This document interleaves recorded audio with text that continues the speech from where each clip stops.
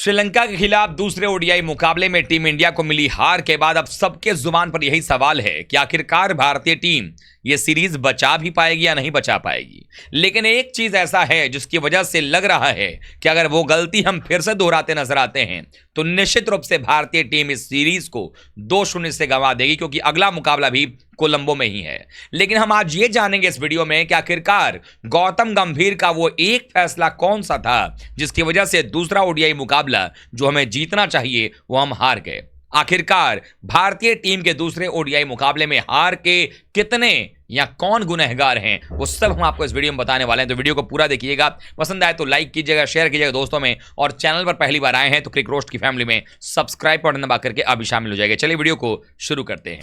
पहले ओडीआई मुकाबले में जब टीम इंडिया टाई करती नजर आई थी, मुकाबला जो कि जीत सकती थी, 230 के जवाब में 231 चेस करना था, तो हमने कहा था कि यह टाई नहीं भारत की हार है। और अब दूसरे ओडीआई मुकाबले में भारत को पिछले मैच की अपेक्षा सिर्फ 10 रन और ज्यादा मिले थे, यानी 241 का टारगेट था।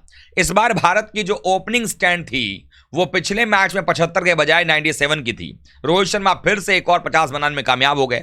44 गेंदों में 64 रनों की ताबड़तोड़ पारी खेली, मानो ओडीआई में टी20 खेल रहे हों।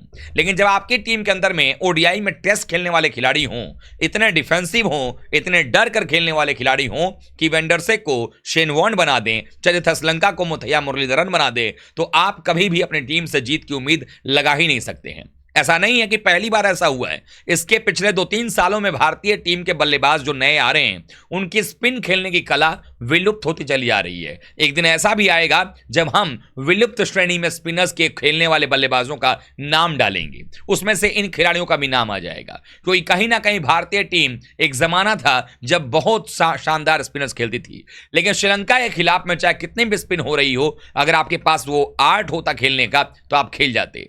फिर भी मैच में कुछ गलतियां हुई और आखिरकार इस मुकाबले के भी गुनहगार कुछ रहे जिनकी वजह से हम मैच हारे। सबसे पहले गुनहगार नंबर 4 पर आने वाले शिवम दुबे, जिनको कि नंबर 4 पर प्रमोट किया गया कि भाई ये बाद में आते हैं, इनको पहले बैटिंग करा लेते हैं, क्या पता दुबे का बल्ला चल जाए। गौतम गंभीर ने यह सोचा होगा कि युवराज सिंह से इनको कंपेयर किया जाता है, क्या पता नंबर 4 युवराज की पोजीशन थी तो कहीं वहां पर जाकर रन बना दें। लेकिन स्पिनर्स के खिलाफ में शानदार बल्लेबाजी करने वाले शिवम दुबे की बल्लेबाजी ना पेस के खिलाफ चल रही है ना स्पिनर्स के खिलाफ चल रही है, वो भी आयाराम गयाराम होते नजर आए और वेंडरसन के खिलाफ चलते बने। उसके बाद ना केएल राहुल खेलते नजर आ रहे हैं, और ये वो दो खिलाड़ी हैं जिन पर मैनेजमेंट लगातार भरोसा कर रही है। शिवम दुबे को ऑलराउंडर बना करके छोड़ेंगे और केएल राहुल को भारत का परमानेंट ओडीआई विकेटकीपर बल्लेबाज बनाकर छोड़ेंगे। लेकिन दोनों ही कह रहे हैं कि हम तो बनेंगे ही नहीं, और इसी चक्कर में इन दोनों बल्लेबाजों की जो बल्लेबाजी है वो बेहद ही खराब रही है लगातार। वैसे तो विराट कोहली ने भी बल्लेबाजी में कुछ ज्यादा योगदान दिया नहीं, उनकी भी बल्लेबाजी का फॉर्म जो है वो एक बार गया है तो गया ही रह गया ऐसा लग रहा है। लेकिन हम उम्मीद करते हैं कि विराट कोहली फॉर्म में आएंगे, क्योंकि वो लेजेंडरी खिलाड़ी रहे हैं। उन्होंने अपने करियर में इतने रन बना दिए हैं जितने की कोई और सोच भी नहीं सकता। लेकिन केएल राहुल, श्रेयस अय्यर, शिवम दुबे जैसा खिलाड़ी जिनकी करियर अभी शुरू भी नहीं हुआ है सही से, उनके करियर का अंत आता हुआ लग रहा है, क्योंकि इनकी बल्लेबाजी में वो दमखम नहीं दिखाई दे रहा है। भारतीय टीम का जो कॉम्बिनेशन रहा, गौतम गंभीर के आने के बाद ऐसा लगा कि भारतीय टीम एक नई दिशा में जाएगी। टी20 में बड़ा कमाल रहा, लेकिन जैसे ही पिच स्पिनर्स वाला आया है वहीं पर चाहे कितना ही प्रयोग किए जाएं वो सही साबित नहीं हो रहा है। मैंने पिछली बार आपको बताया भी था कि मैनेजमेंट का सबसे बड़ा असर होता है टीम के ऊपर में कि टीम कैसा परफॉर्मेंस कर रही है। मैनेजमेंट की गलती को भी हमें ढूंढना चाहिए। तो एक गुनहगार तो मैनेजमेंट इसलिए है क्योंकि आप टीम का सही कॉम्बिनेशन नहीं चुन रहे हैं। अब मैं उम्मीद करता हूं कि तीसरे मैच में, जो कि डू और डाई है भारत के लिए, सीरीज हार की जो जलालत है उसको झेलने से बचने के लिए, उसमें भारत ऐसा प्रयोग नहीं करेगा और कम से कम सही कॉम्बिनेशन खिलाएगा। अब इस मुकाबले की बात करें तो दूसरे ओडीआई मुकाबले में टीम इंडिया ने जिस तरीके से शिवम दुबे को खिलाया, यहां पर जहां श्रीलंका 5 स्पिनर्स के साथ खेल रहा था, भारत तीसरा पेसर शिवम दुबे को बनाकर खेल रहा था, जिनसे सिर्फ 2 ओवर की बॉलिंग कराई गई। तो सवाल उठता है कि शिवम दुबे की जगह पर रियान पराग टीम इंडिया के लिए क्यों नहीं खेल सकते। दूसरा सवाल यहां पर यह बन रहा है, केएल राहुल का परफॉर्मेंस अगर नहीं हो रहा है तो ये जानते हुए कि ऋषभ पंत टेस्ट मैचेस में भी स्पिनर्स का बोलबाला जो है वो खत्म कर देते हैं और जबरदस्त तरीके से बैटिंग करते हैं, तो क्यों ना ऋषभ पंत को मौका दिया जाए, जबकि ऋषभ पंत केएल राहुल से बेहतर विकेटकीपर हैं।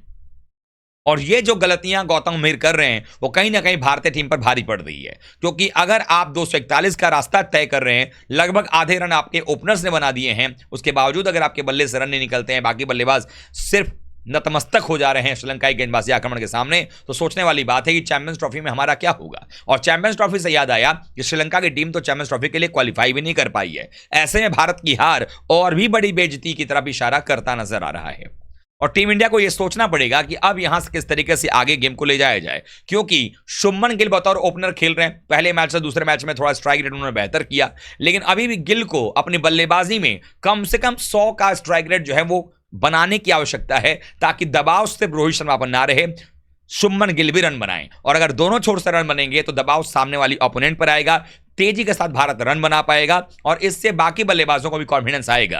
क्योंकि रोहित शर्मा अगर रन बनाते हैं और गिल उस तरीके से रन नहीं बना रहे उस पेस पे, तो हो ये रहा है कि बाकी बल्लेबाज भी ये सोच रहे हैं कि अच्छा रोहित तो रन बना रहे हैं, वो तो हमेशा बनाते हैं, गिल नहीं बना पा रहे हैं, मतलब इस विकेट पे बहुत कुछ जो है वो टर्न हो रहा है, उछाल है, ये है वो है, करने लग जाते हैं, उसमें दिक्कतें पैदा होती हैं। लेकिन अगर दोनों बल्लेबाजों के बल्ले से रन निकलेंगे, तेजी से रन निकलेंगे, तो कहीं ना कहीं एक अच्छा संदेश ड्रेसिंग रूम में बाकी बल्लेबाजों पर जाता है। हालांकि संदेश की बात अलग है, बल्लेबाजों का भी अपना फर्ज होना चाहिए खेलने का। जिस तरीके से विराट कोहली जो है एक बार बचे और अगली बार आउट हो गए, उसने भी सही मैसेज नहीं दिया ड्रेसिंग रूम में। श्रेयस अय्यर का पता ही नहीं चल पा रहा है। कहा जाता है कि श्रेयस अय्यर की कमजोरी पेसर्स के खिलाफ में दिखता है, स्पिनर्स के खिलाफ तो बड़े माहिर हैं, लेकिन यहां पर जैसे ही सामने स्पिनर्स आया उसके बाद उनकी भी घिग्गी बन गई, उनके बल्ले से भी रन नहीं निकल रहे हैं। तो सवाल यही है कि भारत कितने परिवर्तन करेगा और कैसे परिवर्तन करेगा ताकि तीसरे ओडीआई मुकाबले में टीम इंडिया कमबैक करके सीरीज को बराबर कर सके। पहला मैच टाई हुआ, दूसरे में हम हारे हैं और सीरीज को अब बचाने की जवाबदेही हमारे ही कंधों पर है।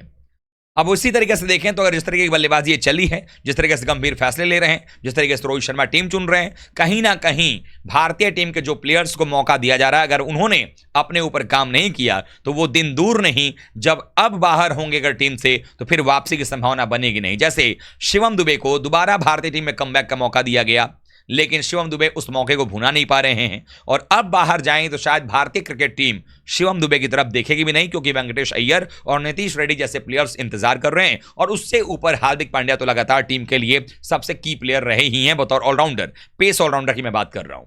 वहीं केएल राहुल की बात करें, केएल राहुल ओपनर थे, ओपनर से टेस्ट में मिडिल ऑर्डर में खेलने लग गए, T20 से छुट्टी हो चुकी है, T20 से ओडीआई में भी उनको मौका दिया जा रहा है। कभी ओपनिंग किया था उन्होंने, कभी मिडिल ऑर्डर में खेल रहे हैं, लेकिन अगर परफॉर्मेंस आपका अच्छा नहीं होगा, विकेट कीपिंग भी खराब हो रही है, तो निश्चित रूप से अगर अब केएल राहुल की छुट्टी ओडीआई क्रिकेट से होती है तो निश्चित रूप से अब कोई और खिलाड़ी जगह ले लेगा, चाहे वो ऋषभ पंत हो, चाहे वो ईशान किशन हो, चाहे कोई और भी विकेट कीपर खिलाड़ी हो, चाहे संजू सैमसन हो, तो फिर जगह मिलना मुश्किल हो जाएगा। ऐसे में इन खिलाड़ियों के जो फैंस हैं उनको भी सोचने की आवश्यकता है कि टीम इंडिया अगर अच्छा करेगी और ऐसे में अगर कोई प्लेयर खराब खेलता है तो कई बार उस चीज को इग्नोर कर दिया जाता है कि चलिए टीम इंडिया तो जीत गई, लेकिन अगर आपका खिलाड़ी भी खराब खेलेगा, टीम इंडिया भी खराब खेलेगी, तो फिर गाज गिरना तय है उन प्लेयर्स पर जो इन खराब मैचेस के अंदर में परफॉर्मेंस करते नजर नहीं आ रहे हैं। लेकिन आप लोग बताइए कि भारतीय टीम का जो परफॉर्मेंस है उसको आप किस तरीके से देखते हैं? क्या गौतम गंभीर ज्यादा ही एक्सपेरिमेंट करना शुरू कर चुके हैं या आपको लगता है कि टीम का कॉम्बिनेशन खराब है?